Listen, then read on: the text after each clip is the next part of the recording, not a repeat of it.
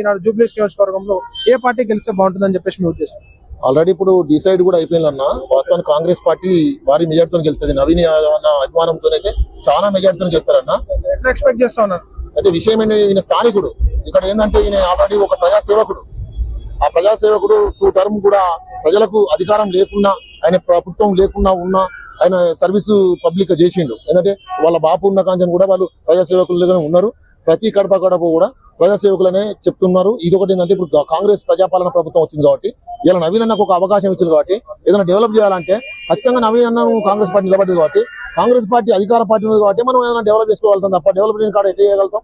అందులో ఒకటి ఏంటంటే ఈయన మీద ఫేత్ ఒకటి ప్లస్ గవర్నమెంట్ ఉన్నది కాబట్టి రెండు కలిసి అన్న మంచి మెజార్టీతో గెలవబోతాడు. నవీన్ యాదవ్ అన్న నమ్మొచ్చా? ఎందుకంటే ఎంతో మంది ఎమ్మెల్యేలకి ప్రజలు ఓట్లు వేసినాక పట్టించుకుంటలేరు అని చెప్పేసి అంటూ ఉంటారు. సో మీ ఉద్దేశం నవీన్ యాదవ్ గారిని ఎట్లా నమ్మాలి ప్రజలు?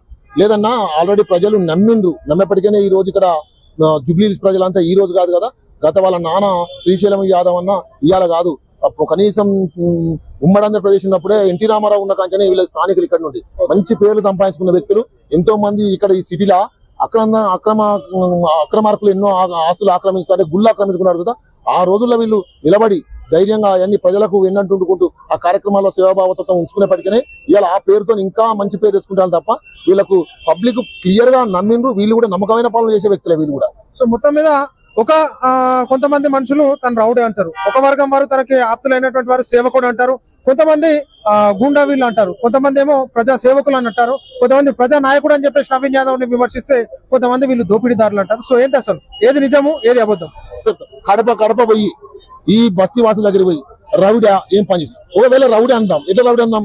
నిజంగా రౌడీ అనుకుంటే నిన్న కాక మొన్న ఎంతో మంది ఆడతల్లులకు శ్రీమంత రూపంగా ఆడపిల్లలకు 3000 మందికి ఒక్క దగ్గర పెట్టి కార్యక్రమాలు ఎల్లదీసి చదువుకున్న విద్యార్థులకు సాయం చేసుడు, ఆరోగ్యరీత్యా బాగాలేకపోతే ఎన్నో ప్రయాసేవ ఆటో వల్ల కూడా ఎంతో మందికి సహకారం సహకారం అందించినటువంటి గొప్ప కుటుంబాన్ని పట్టుకొని రౌడీ అంటానంటే అది చాలా బాధాకరం. రెండో విషయం ఏంటంటే నిజంగా ఒకవేళ ఇంత మంచి పనులు చేసిన వాళ్ళు రౌడీ ఆ పని చేసినందుకు రౌడీ అంటే అది నిజంగా రౌడీ అనుకుందాం. మొత్తం మీద ఒక మాటలో నియోజకవర్గ ప్రజలకు ఏం చెప్పాలనుకుంటారు? మీ గుడ్ మెసేజ్ ఏంటి అసలు? ఏం తక్కువ చేయాలి. ఇప్పటి వరకు రైతు రుణమాఫీ చేసింది, కరెంటు బిల్లు ఇచ్చింది, గ్యాస్ ఇచ్చింది, కనీసం పిల్లలకు చదువులు ఇచ్చింది, ఆరోగ్యశ్రీ పెట్టింది, సన్న బియ్యం ఇచ్చింది, సన్న ఒడ్లకు బోనస్ ఇచ్చింది. ఇంకా విలేజ్ లో కూడా నవీన్ యాదవ్ అన్న రేపు గెలవబోతాను భారీ మెజార్టీని. గెలుపు ఒకే అయిపోయింది కానీ మెజార్టీ కోసం చూస్తాను.